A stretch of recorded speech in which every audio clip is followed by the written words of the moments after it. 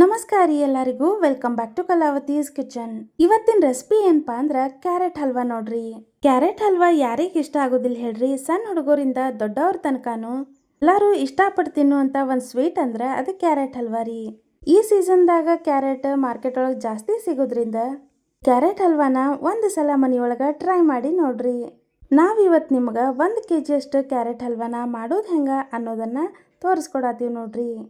ಹಂಗಾದ್ರೆ ಮತ್ತೆ ತಡರಿ ಮಾಡೋದು ಹೆಂಗಂತ ನೋಡ್ಕೊಂಡು ಬರೋಣ ಬರ್ರಿ. ಈಗ ನೋಡ್ರಿ, ಮೊದ್ಲಿಗೆ ನಾವಿಲ್ಲಿ ಸ್ಟವ್ ಆನ್ ಮಾಡ್ಕೊಂಡು ಒಂದು ಕಡಾಯಿ ಇಟ್ಕೊಂಡಿವ್ರಿ. ಈ ಕಡೆ ಸ್ವಲ್ಪ ಬಿಸಿ ಆಗ್ತಿದ್ದಂಗ ಒಂದು 3ರಿಂದ 4 ಟೀ ಸ್ಪೂನ್ ಆಗೋಷ್ಟು ತುಪ್ಪನ ಹಾಕೊಂಡಿವ್ರಿ.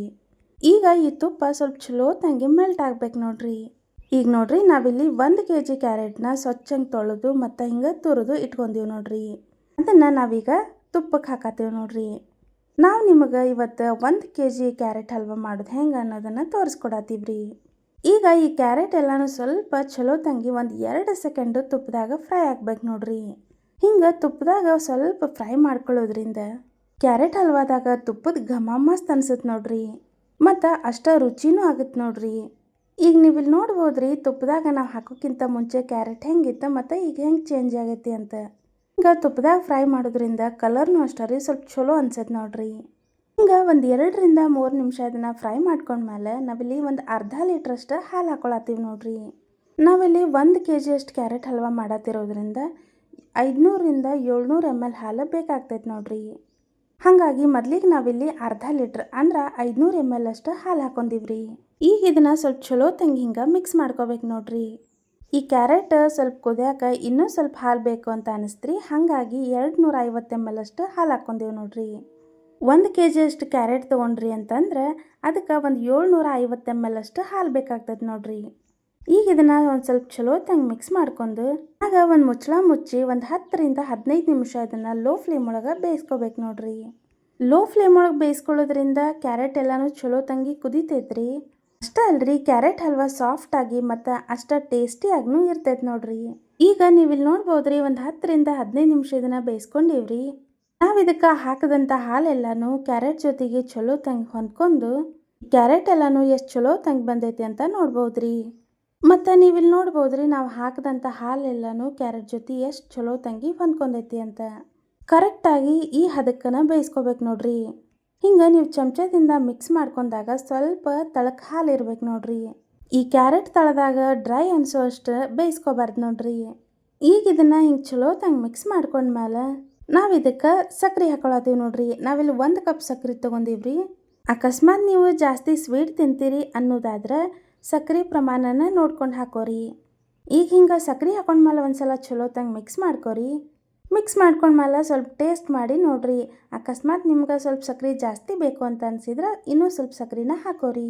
ಆದರೆ ನಾವಿಲ್ಲಿ ಕ್ಯಾರೆಟ್ ಹಲ್ವಾ ತೋರ್ಸತ್ತೀವಲ್ರಿ, ಆ ಪ್ರಮಾಣಕ್ಕೆ ಇಷ್ಟು ಸಕ್ಕರೆ ಪರ್ಫೆಕ್ಟ್ ಆಗತ್ತೆ ನೋಡ್ರಿ. ಮತ್ತು ಸ್ವೀಟ್ ಪ್ರಮಾಣನೂ ಅಷ್ಟೇ ರೀ ಪರ್ಫೆಕ್ಟ್ ಆಗತ್ತೆ ನೋಡ್ರಿ.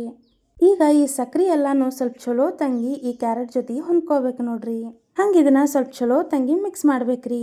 ನೀವಿಲ್ಲಿ ನೋಡ್ಬೋದ್ರಿ, ಸಕ್ಕರೆ ಹಾಕೋದಕ್ಕಿಂತ ಮುಂಚೆ ಕ್ಯಾರೆಟ್ ಕಲರ್ ಹೆಂಗಿತ್ತು ಮತ್ತು ಸಕ್ಕರೆ ಹಾಕಿದ್ಮೇಲೆ ಹೆಂಗೆ ಚೇಂಜ್ ಆಗೈತಿ ಅಂತ.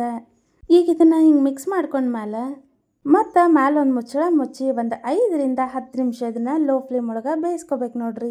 ಈಗ ನೀವಿಲ್ಲಿ ನೋಡ್ಬೋದ್ರಿ, ಒಂದು 5ರಿಂದ 10 ನಿಮಿಷ ಬೇಯಿಸ್ಕೊಂಡಾದ ನಂತರ ಸಕ್ಕರೆ ಹಾಕೊಂಡಾಗ ಏನು ಸ್ವಲ್ಪ ನೀರು ಬಿಟ್ಕೊಂಡಿತ್ತಲ್ರಿ ಅದೆಲ್ಲಾನು ಕಡಿಮೆ ಆಗಿ ಪರ್ಫೆಕ್ಟ್ ಆಗಿ ಈ ಕ್ಯಾರೆಟ್ ಹಲ್ವಾ ರೆಡಿ ಆಗೈತೆ ನೋಡ್ರಿ. ಮತ್ತು ನೀವಿಲ್ಲಿ ನೋಡ್ಬೋದ್ರಿ, ನಾವು ಸಕ್ಕರೆ ಹಾಕೊಂಡಾಗ ಸ್ವಲ್ಪ ನೀರಿನ ಅಂಶ ಕಾಣತಿತ್ತಲ್ರಿ ಅದೆಲ್ಲಾನು ಕಡಿಮೆ ಆಗೈತ್ರಿ. ಮತ್ತು ಅಷ್ಟೇ ಅಲ್ದ ಈ ಕ್ಯಾರೆಟ್ ಹಲ್ವಾ ಸಾಫ್ಟ್ ಆಗಿ ಮತ್ತು ಜ್ಯೂಸಿಯಾಗೂ ಐತೆ ನೋಡ್ರಿ. ಈಗ ನೋಡ್ರಿ, ನಾವಿಲ್ಲಿ 1 kg ಅಷ್ಟು ಕ್ಯಾರೆಟ್ ಹಲ್ವಾ ಮಾಡತ್ತೀವ್ರಿ.